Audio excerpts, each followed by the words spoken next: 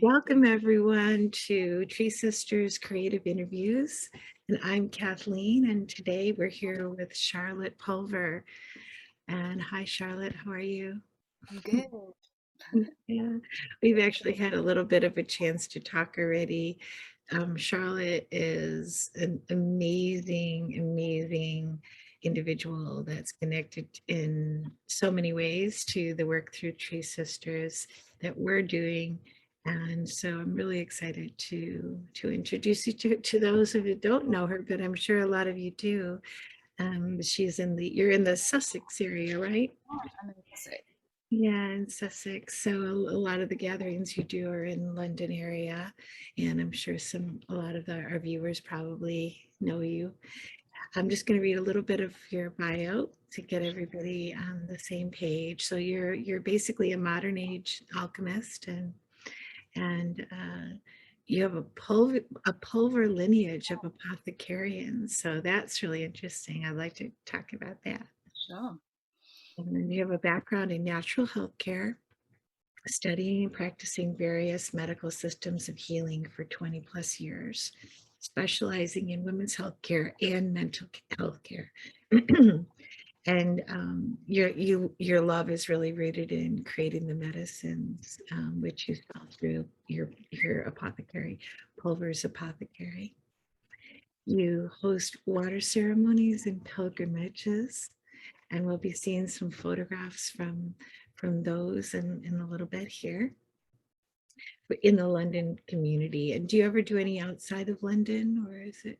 Yeah, absolutely. We've got a lot of sacred sites. So particularly like to go to Glastonbury and Stonehenge and Avebury. These Mm, are all very ancient sites. wonderful. Yeah. So you're just touching back into all the sacred and ancient sites that are already there. And we're going to talk about that too, about the water that runs underneath London, which I think that was the first time that I've heard of it. And then you also helped co-found the Fellowship of the Spring, which I think is connected to this, what we're talking about. You championing the water guardianship of the British Isles. Mhm. So that's very near and dear to my heart, as you know.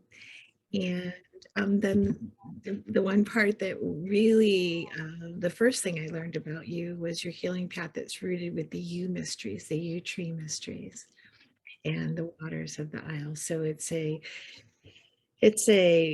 deeply rooted, connection to nature that you work, and we're going to talk a lot about all of those things in a minute. Basically, some of the mediums that you use in your what I feel is a very earthy, creative expression is making of medicines, taking people on pilgrimages, and the immersion with nature, connecting with ancient sites, water, and trees.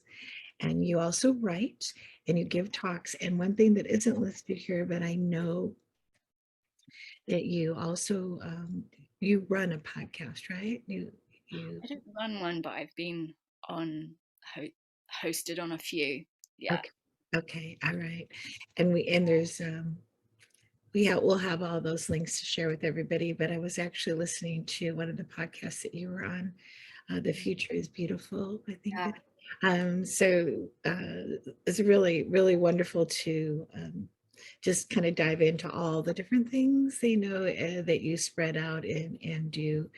And you have your current work, well, we just missed it, but I'm sure there'll be something coming soon. But on October 9th, you did a Utree immersion, right?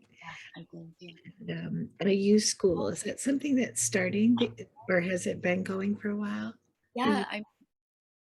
I've been like doing like little immersions over the years, and then the like 2 weeks ago, that was the like part one to U school. Mhm. So got like three different immersions. So yeah, we hosted part one, and it was wonderful. Yeah. Yeah, well, let's start there. Let's start there. And why don't you tell us a little bit more about the wonders of the U tree and how it brought you to actually create these Yeah. immersions and school?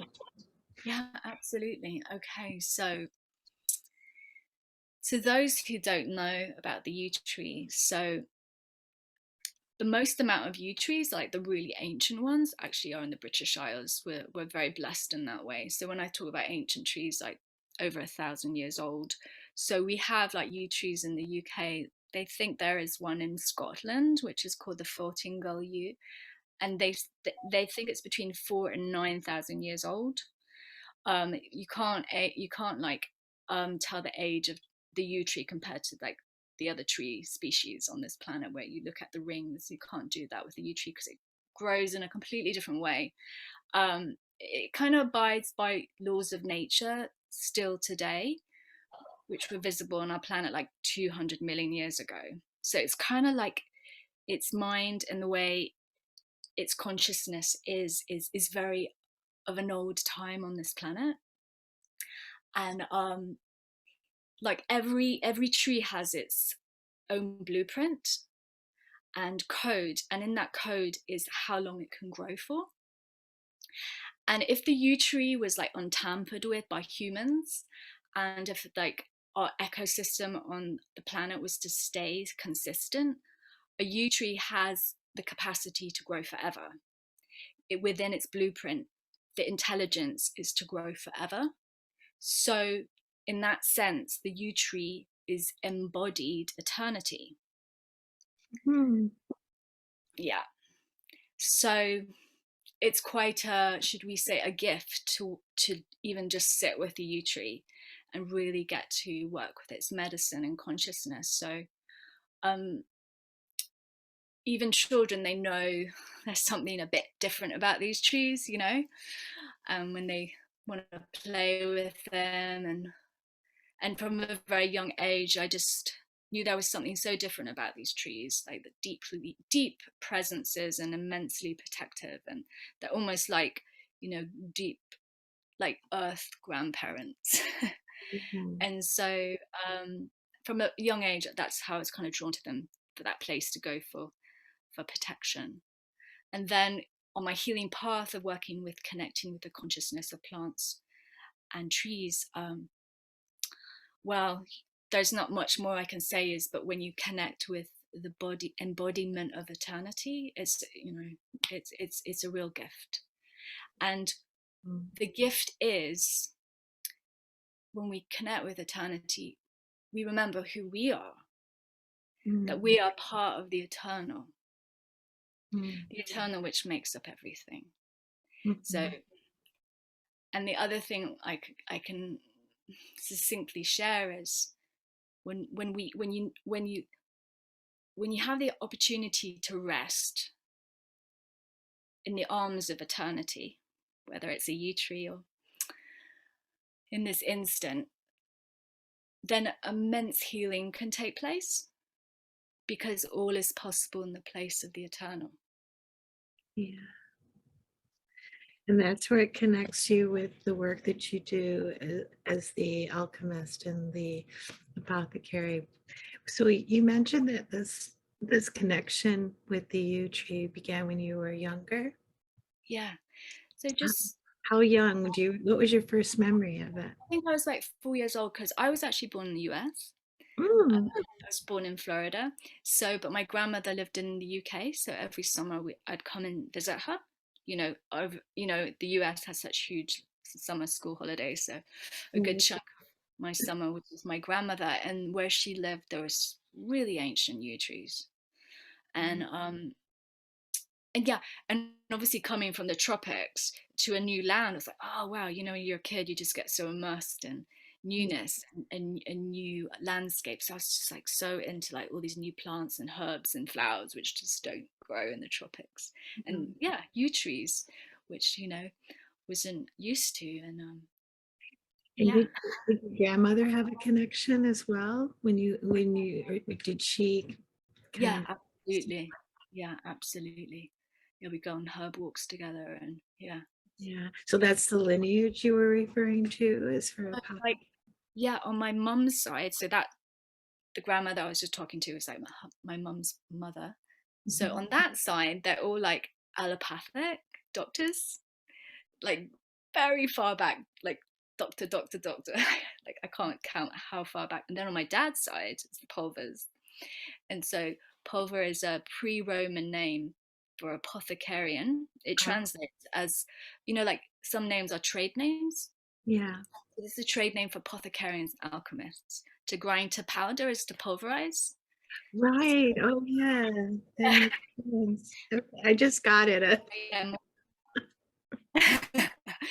mortar and pestle is our friend.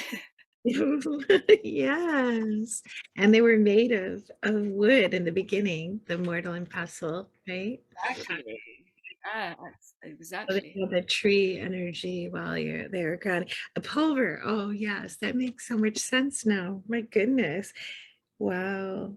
And so on both sides of your family, your lineage was coming together. And so would you consider that you're blending both, or are you leaning more towards yeah. Um, I mean, I think in realms of the medicines I was prescribed, yeah, of course, more on the, yeah, without a doubt, more made from nature. But I Yes. have full respect for Yeah. allopathic medicine. It's just two lenses to look at the human body and life. That's all it is. Yeah, and I think that it's important to look at both, Yeah. also, and that that's where you can ground the knowledge that you have, and are any of your ancestors who were doing this type of work, and your grandmother or your mother or aunts or anything, are they still alive and working in this field as well? Yeah, I mean, my mum, I mean, she's still around. She worked in NHS. So she Okay. was a midwife. So she's a midwife. Yes. And then, yeah. And then my grandmother was a midwife. And then my grandfather was a doctor and great grandmother, doctors or midwives going back. Yeah, yeah. The healthcare and mental health care is just part of your blood, and you've also studied a lot, I'm sure. And I mean, these days, right now, and we talked about it a little bit before the before we started recording. But these days, goodness gracious, right? There's a lot going on, a lot of focus is going on to our healthcare and our healthcare systems, and where nature comes into that. What would you like to say about all of that, like right now? Um,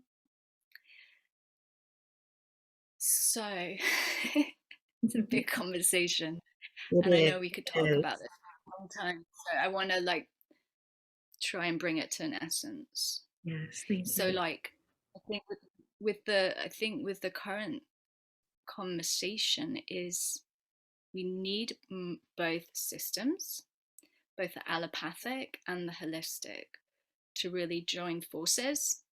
And in our current paradigm in the West, the dominant voice is the allopathic, and that is the only way.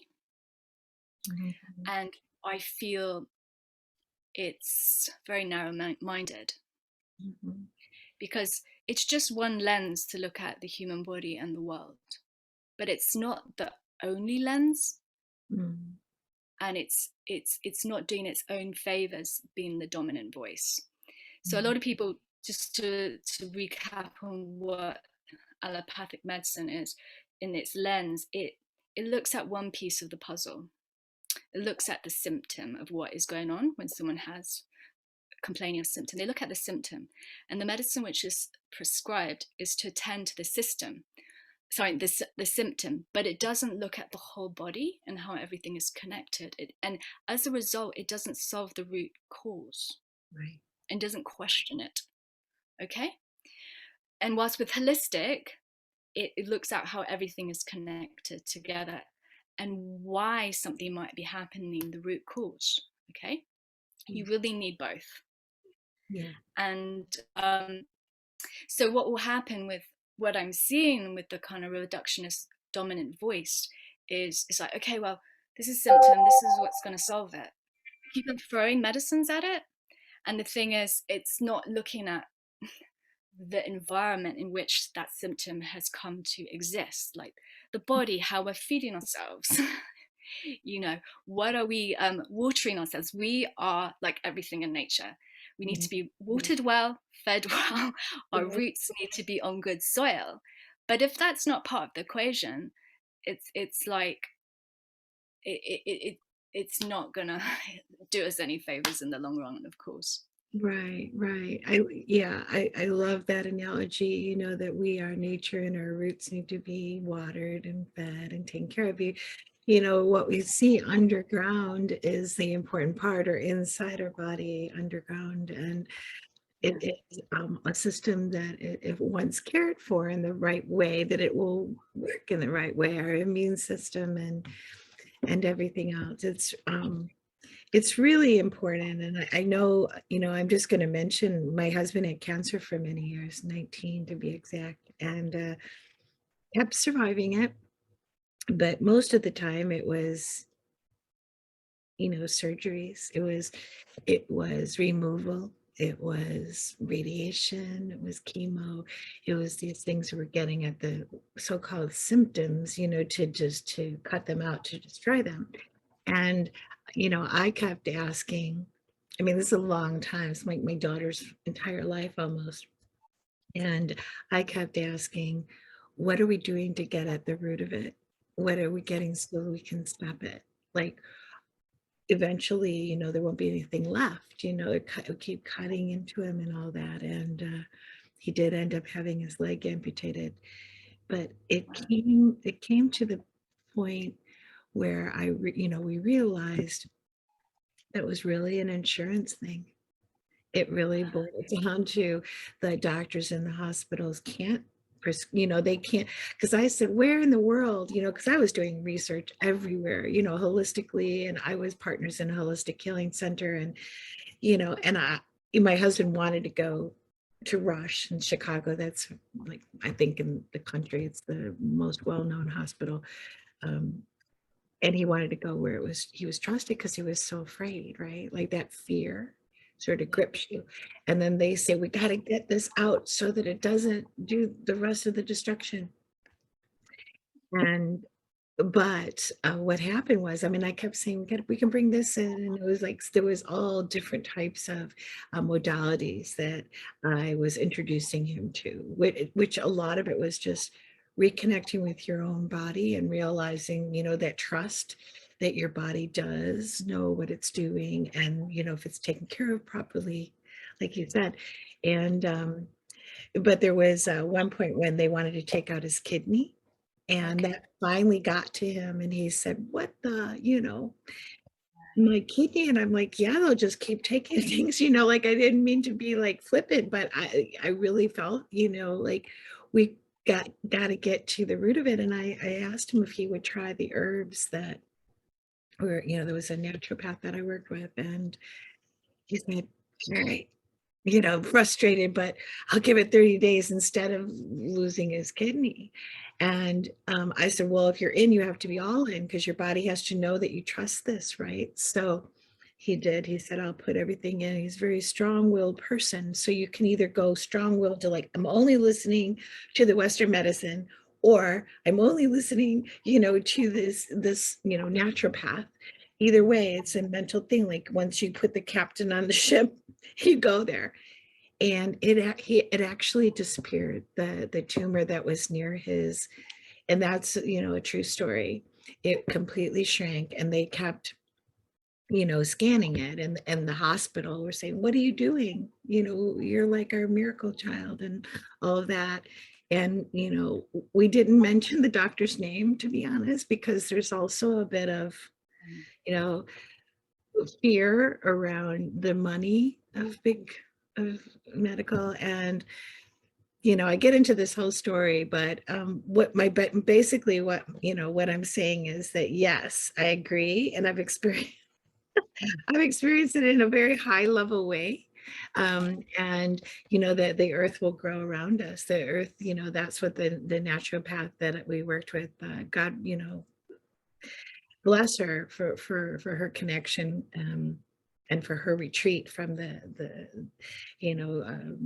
natural, or the not the natural, but the medical system, as it were.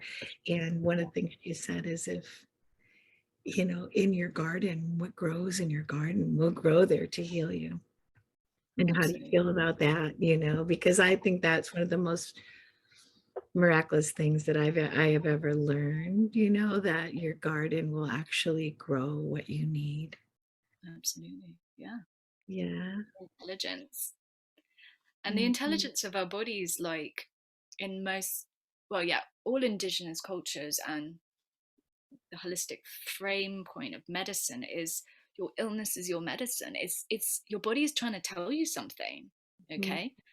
And in our Western culture, with this allopathic reductionist viewpoint, the whole, like, sort of, it's actually woven in all aspects of our culture, just is to move away from pain.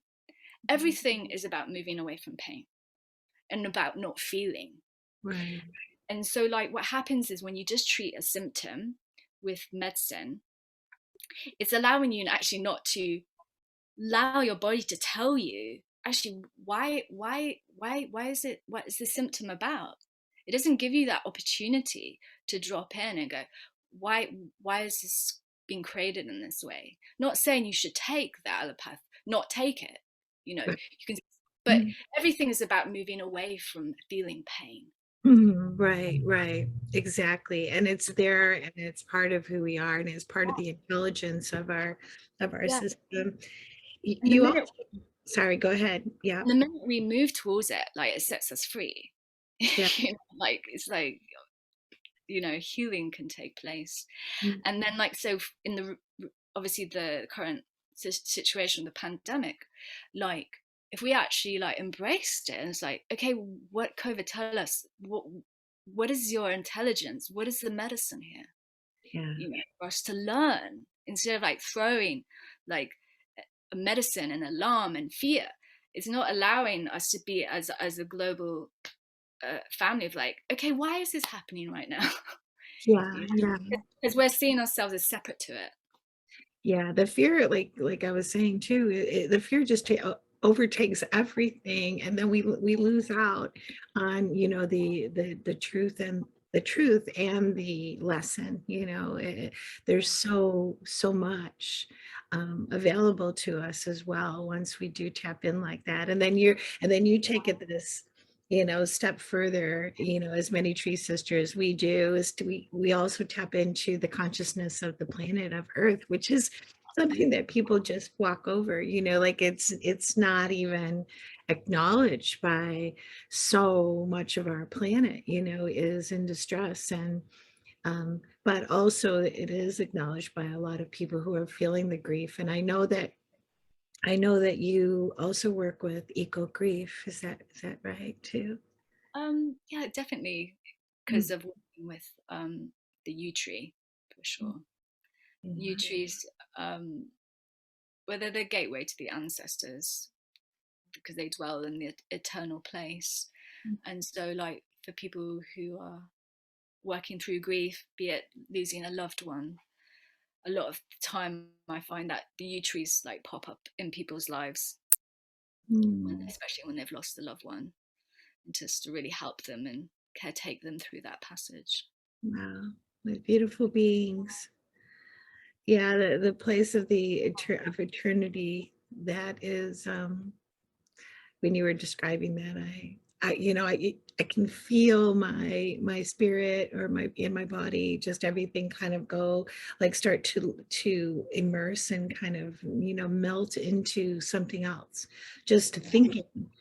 like, about the yew tree and the idea of the code to live forever. And for it to do that, it feels to support us, right? To be kind of holding. Yeah, very much so. Very Mm. much so. Yeah. What would you say was the biggest message? That was going to be difficult, I'm sure, but maybe just the first message that comes to mind from the yew tree that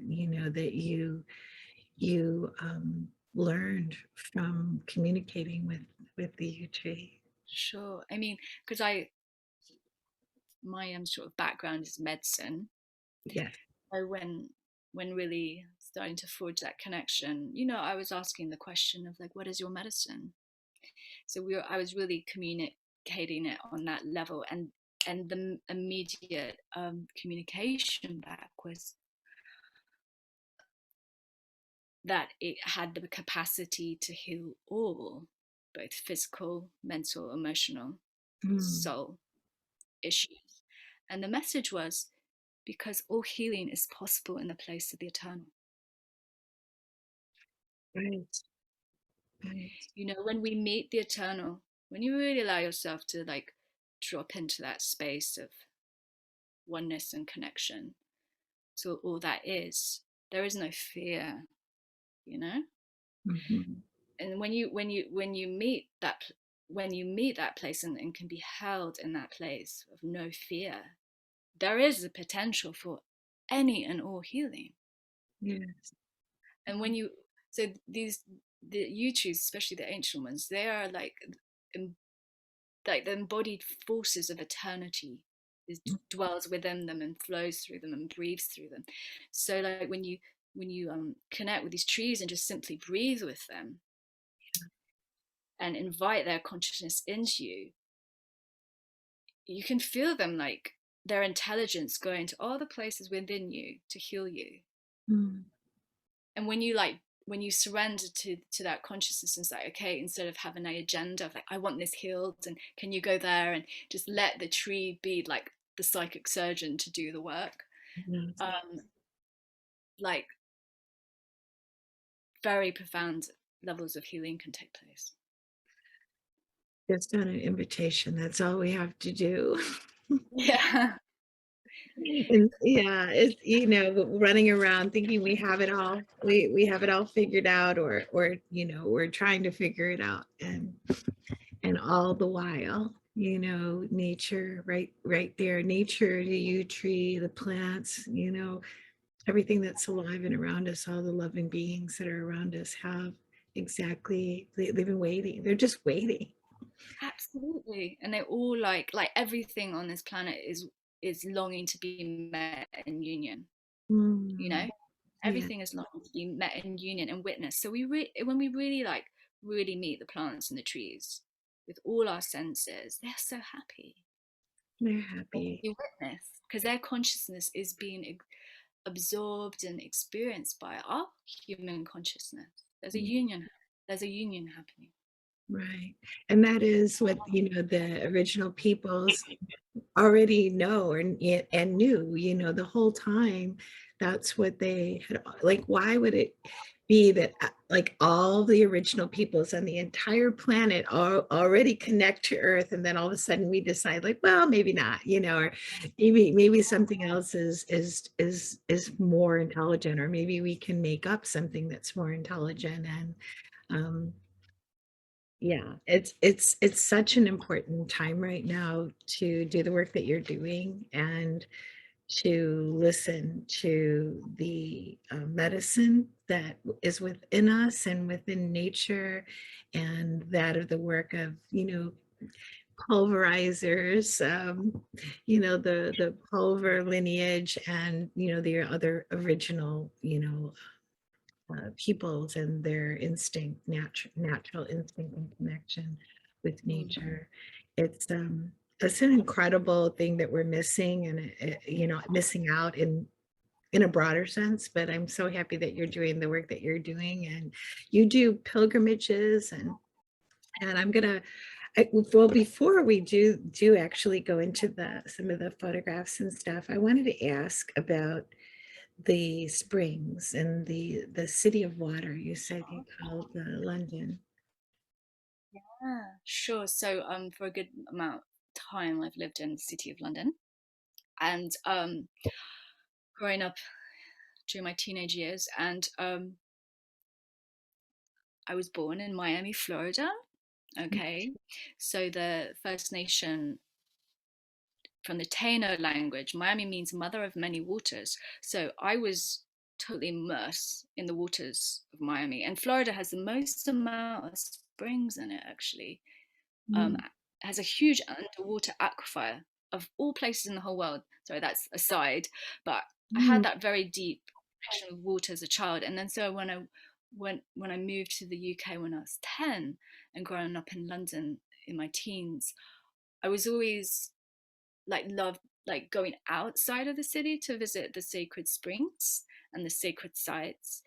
And I'd never thought that there were springs in the city until one day I was like a local church, and it wasn't like obvious. There was like no sign, there was no information, but there was like a spring in the church. And I remember drinking water from this church, from this spring. You know, you just like got a bucket and it was like coming out from like deep in the ground. And I Mm. just had to like flash like bulb moments like, of course there's springs in London because the springs have been here before the city. And it set me on this like treasure hunt of like mapping out all the springs of London and learning about the waters of London, and realizing London is a water city and it was built on top of a lake. And so like the so like a lot of people don't know, but the ancient language of the UK, British Isles, is Welsh. Mm. It's a very old language. It's one of the most ancient languages in the world. It's like 4,000 plus years. And so the name of London was Clydyn, which means it means water city, really, Wow. water town. And there's like 21 underground rivers which flow through London, and of course, connected to the rivers are going to be the springs and the wells.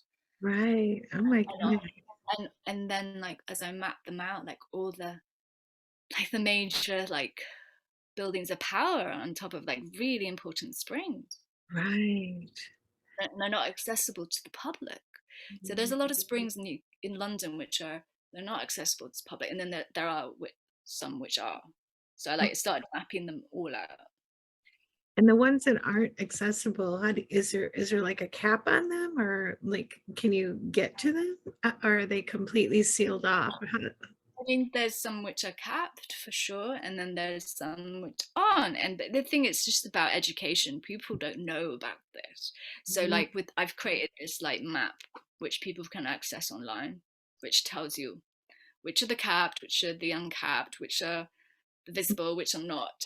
Okay. And a lot of them you just would have to talk to the caretaker of the building going, I know there's a spring there, can I go and see it? Sort of thing. Oh, oh, wow, yeah. And so you put a book together, or you're putting a book together, right? Is So that I've crafted a map already which people can access online. okay? And we'll So put it's this that. Yeah. yeah, it's there for people. So yeah, and so I created a Facebook group just called London Springs and Wells, Mhm. and that map is there, and it's a really nice group and just people who are into water and springs like joined Mhm. it, and everyone's like just sharing their water knowledge. Wonderful. Well, that's beautiful. Water is life, and water and trees are what I think the relationship between water and trees is probably the best example of true love that you can imagine. This is wonderful. Well, there's so many things we could talk about, it's just the beginning. I feel I definitely want to, talk with you again and kind of, go in deeper to certain things. But right now, I'm just going to share the screen and we'll bring up some of these pictures. And Oh, can you see the screen? Yeah. yeah, I can. Yeah. Okay. So yeah, if you want to just talk us through, we have four photographs, and this is a huge pilgrimage, right? That you Yeah. So this was a pilgrimage I hosted in London, and I think there was like 500 people on this pilgrimage, and we walked from somewhere called Tower Hill to um, Westminster Abbey through the heart of London. And so, in this one spot where we're standing, this is called St Dunstan Church in the east, and it got bombed in the Second World War, and they decided that instead of like rebuild the church, that they'll just let nature grow through it. So there's like really incredible garden, and people can go there. But like the church foundations are from the time of like the 1400s. Right, right. Well, you're amazing. I mean, 500 people on a pilgrimage, that's quite an endeavor. And this is actually, we called this the water pilgrimage because where we walked the whole passage, we're like honoring the springs which are underneath the Mhm. buildings where we're going, and there was like one spring we could get permission to see, which was amazing. Oh, And we made like a water offering at the beginning, and then like collectively with 500 people, and then we literally scattered it along our whole route and like oh, bless the places and bless the ancient sites. that's fantastic. It's so amazing. Yeah, I would love to go on that pilgrimage through yeah. the world, but just so many people, all that energy that you're moving. And this picture is from the This was last year. So, as you know, like I work with people with medicine, and I was supporting what we call our National Health Service last year. I got fundraising to provide anyone who wanted really top quality immune support, who were working on the front line. They could just write to me, and like they'd be sent a very comprehensive package of various immune support, from vitamins to medicinal mushrooms to plants, and with instructions of how to use as preventative measures and if coming down with symptoms. So wow. I supported like thousands of people in our NHS last year in that way. So they're just carrying their packs. Oh my God, Charlotte, it's just amazing. That is such a gift. It is, yeah, it really touches me, like what difference that must have made for so many. The thousand rippled out into all their families and to their patients and Definitely. mm, I called it um, the sort of like strap line for that. I just call it medicine supporting medicine. mhm. And they were so grateful because like this was right at the start of the pandemic, that that I was supporting people in this way, and they had their external protection with the masks, but they knew they needed internal protection back then, so they were so grateful to like have that external protection as well as like top quality internal protection. Right. And then bringing the awareness to all of them about that as well, then they were able to share that out into, the people that they work with and care for. And Yeah, and it's, kind of a different way, but a way of bringing the two together, of uniting the two. And totally. And the yeah. beautiful thing was like I'd say about 70% of the individuals who were writing to me, they knew the importance of natural medicine, because one of the components to this pack is like something which a lot of people don't understand, is homeopathy. And so like I wrote to all these doctors before like sending them any homeopathy. I was like, I have this homeopathy which has been particularly made for this situation. Would you like it? And like 70% of them said yes, Yeah. and I was just like, okay, there's an openness. There's an openness and a need because, that it's been shut off like that they're like, oh yes, we do need this. And I Yeah. love the openness. And has it continued? Is it, Like, so is it, it's still running today. Uh, wow. yeah, it's still running today. Yeah. Well, that's just incredible. Okay, so here's one of the whoop, I went a little too a little too fast there. Yeah, get made us dizzy. So this is a pilgrimage outside of London. So a lot of people don't know about this site, but it's, if ever anyone comes to the UK or is in the UK and wants to go to a sacred site, I really recommend go to Avebry. So what you can see behind you is like a Neolithic earth temple, but Avebury itself is not just this temple. It's like there's massive like stone circles and springs and like ancient burial grounds. It's like this whole like center of different sacred sites all linking up, um, Mm, kind of communicating the passage of human life. And so we're just walking up this hill with what you see. This earth temple is called Silbury Hill, and it's on a Celtic festival, which is around the 1st to the 3rd of February, called Imbolc, mhm, which is celebrating the first like stirrings of spring, mm, and is very connected to the indigenous goddess of the British Isles, who's goddess Bridget. yes. And the name Great Britain comes from Bridget. I So didn't know that piece. yeah, so I'll tell you all the names to Bridget. Okay. Um, so Brit is one name of Bridget. Britain, Britannia, Wow. Brigantia, Brigid, Prima. So as you could hear in all the names, like Britannia is a Yeah. name for Bridget, and then obviously people say rule Britannia for like rule, you know, England, but Britannia is from Bridget. Oh, I love that. Yeah. And Bridget's important to me, as you know. Yeah, So, I love your name. As soon as I saw your name, I was like, ah. and my mother and my daughter as well. And, but I did not know about Britannia. And it makes, when you say it, it's like, oh, yes, of course, that makes sense. Yeah.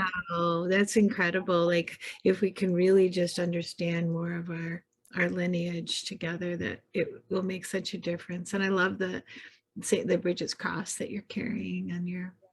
Yeah, we're having a good day that day. And we are doing lots of offerings to the goddess. I love it. Yeah, everybody looks very, very happy and motivated, to do with the work that you're doing here, and just being on the land, right? Like you said, it's like there's so much information that can come through to everybody. And that's What a one blessing. wonderful thing of pilgrimage. Yeah. So here is we're still in the site of Avebry. So we're at the standing stone which people are leaning against to is like it's the entrance stone to what is called West Kennet Long Barrow, which is an ancient burial ground. Like, but they made barrows, like structures out of Mhm. stone and earth in which they buried their clans really. So we're just kind of tuning in and like asking permission to enter Yeah, yeah. before entering. And these stones are they're similar to the ones that are in Stonehenge actually. So like Stonehenge, the stones came from an area in Wales, but they also came from Avebury, this site. Oh, Avebury is very near Stonehenge, and Avebury is always regarded as the feminine site, and Stonehenge is the masculine site. And when you go to Avebury, you just feel like you're being held by the mother. It's so like mm. big heart, warm energy. And why do you feel that it's considered the feminine? Um, I mean, you can definitely feel it, You feel it, yeah. Is and there and and. There's like a pilgrimage, like direct pilgrimage route between Stonehenge and Avebury itself. Mhm. So people would travel between the two, and you can still walk it. But when you get to Stonehenge, it's very much connected to the sun. It's a solar temple, and Right. it's incredible how it still tracks the equinoxes and the solstices and the different parts of the year, like exactly precisely like a clock. And so it's very like solar. Whereas here it's just like there's a lot of water, a lot of Water. springs, a lot of chalk. It's just the Mm, whole area is chalk, and whenever you have chalk, wherever you have chalk, you have water. mm, Chalk holds water, and uh, is very just relaxing for the nervous system. We all need to go there right now. Oh my goodness. Wonderful. I'm gonna stop sharing screen. Oh God, this is just a beautiful, beautiful time together with you. Just really taken in so much. And I would like to, ask what would be your biggest thing that you would like to share with everybody who's watching that would be an inspiration to follow for them, for the individuals right now, and whatever comes to you that you would like to share. Mm. Can I tell a story? Oh, yes, please. I know that this is very much for the Treesisters network, and like from all the women that I've met through Treesisters, they're such formidable women, and what Treesisters has done in igniting this deep reverence and guardianship. of the trees, but obviously of the planet, you know. And it just reminds me of a story. And can I just share the story? Is that I all would right? love to hear the story. Yes, Because I please. just sometimes find stories, they can, I don't know, they kind of, they work very deeply, you know, Yeah. especially old myths. And you know what you shared earlier on is like the love affair between trees and water. Mhm. This is really about that. Lovely. Okay, a lot of people don't know this, so it might be a lovely news story to hear. So, you, obviously, with the yew tree that I was telling you about, because it's one of those trees which really hasn't changed in its genius for like 200 million years old. Um, in the Norse culture, so the Scandinavian culture, that you still today have like recordings in their mythic stories about the yew tree, which they called Yggdrasil. That's the name, and they view the yew tree as the tree of life. Okay, but this story, what I'm going to tell you, yeah, it was very much connected to the yew tree, but it's really like this story is for all the trees. So, like with Yggdrasil, the yew tree, which the Norse viewed as the tree of life.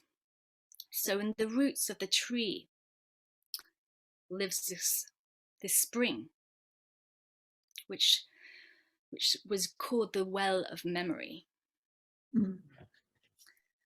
And the guardians of the well of memory, there are three guardians, and they're women, because the well of memory was viewed as the consciousness and the deeper aspects of the mind of the Utree.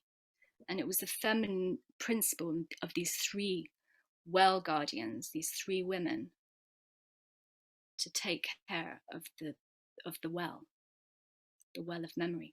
So it's the feminine principle, which is the guardian Mm. of the well of memory and of the tree of life on this planet. Mm. Okay? And these three women in the Norse were called the Sisters of the Weird. So weird spelled Wyrd. Okay.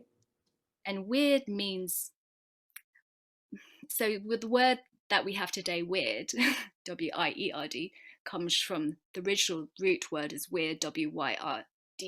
And it means the weaving of the fabric of reality, the loom of existence. Mm. Were the Sisters of the Weird who guarded the well of memory in the roots of the tree of life, of the yew tree. And these Sisters of the Weird,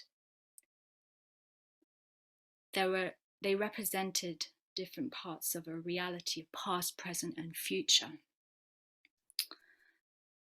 And so, like the the Sisters of the Weird, who was from the past, you know, you could see her like embodied as the crone aspect of the feminine. So her name was called Utree, and she represented like the roots of what has become. And the sister who was weaving the present threads of reality, her name's Verdandi, which means the flowering present. Mm. And the sister who was weaving the threads of the future, her name was Skuld, but you never saw her face Mm. because the future is what is yet to become. And Skuld also meant the flower of the potential. Mm. But her name also meant debt. So DE, you know, debt. And so in the West, we whenever we hear the word debt, we're like, oh no, you know, that word. In the ancient understanding of Skuld and the future and the waters and the sisters of the weird, is if you want to weave something which is in balance with the tree of life, and, you know, into the future, and help the flowering of the future, for the future children in balance. We have to make an offering to the past. We have to honor the crown. We have to honor the ancestors. Yeah. Remember where we have come from. We have to remember where we have come from, both of our blood, our lineage, but also of our earth ancestors. That is the trees, the rocks, the rivers, the mountains, the two ancestors, both of blood and earth. And what happens is, when we forget to remember, everything goes out of balance. Yeah. So in this story, every day, the Sisters of the Weird, these three beautiful world guardians, are taking like mud and dew from the leaves of the trees and mixing it together and making an ambrosia, a nectar, and tending to the roots of the tree. And they're doing that day and night to keep the balance on this planet with the tree of life and the waters. And the waters which form every morning as dew on the leaves of the tree of life, that water is the memory from the past, from all the humans, of all their memories. And they take and collect that dew and they feed it, like they funnel it down to the well of memory. But there's this kind of, should we say, there's this haste about their action, because some days there's not much dew, because the humans have stopped remembering who they are, where they come from, and they've stopped giving those offerings of remembrance to their earth ancestors. And so the story goes is, when the humans forget to remember and honor the tree of life, then no more dew will form and the tree of life will wither and die. So it's our remembering of, you know, our lineage of blood and earth that feeds the tree of life. And why I love this story and so much in relation to the Treesisters network is because, and I see this embodied in your network of amazing activism, both inner and through the world, is you are doing beautiful work, both inner and outer, and helping to feed that tree of life and create that ambrosia. And it's Mm, through the feminine principle in the consciousness of women that, you know, things do shift on this planet, and remembering we are actually guardians of this planet. yes. Mm, mm. Thank you so much for sharing that story. I've heard different bits of versions and things, but I've never heard the whole thing together. And it does really anchor in and root in the work that we're doing with all of our Tree Sister community. And I really, really appreciate it. I feel like we just went on a pilgrimage with you. Great. Yeah. And I want, I'm going to have all the ways to, look more into all the work that you're doing. I'll put all the links, underneath this video. And right now, I would just love to just be in circle with you, like the sisters of the weird, and do that. Like I feel called, to that feels just exactly what we if we're not doing it already, but that we're partially doing it, we're partially remembering that there's so much to remember, and not to let the tree of life, to ever be forgotten again, to bring it into our, thank you for the work that you're doing to bring it into our awareness more, and for being a tree sister with us, and connecting all of this around the planet and through the water, and yeah, it's just, and your healing work. I mean, I love the the liminal space it seems that you're in. You're connecting the two and the threshold, and that's your that's your reason for being here. And thank you for saying yes to it. I know it's not always easy, believe me, I get that. So thank you, and we're going to show some pictures of your Utree too. But we'll add them to this. So I want to get some of those so that everybody can see them. Okay, we'll get those later, and I'll add them. But thank Absolutely. you. Thank you so much for the invitation. So It's wonderful to be with you today. been wonderful. Thank you. Bye, Much. everybody. Bye.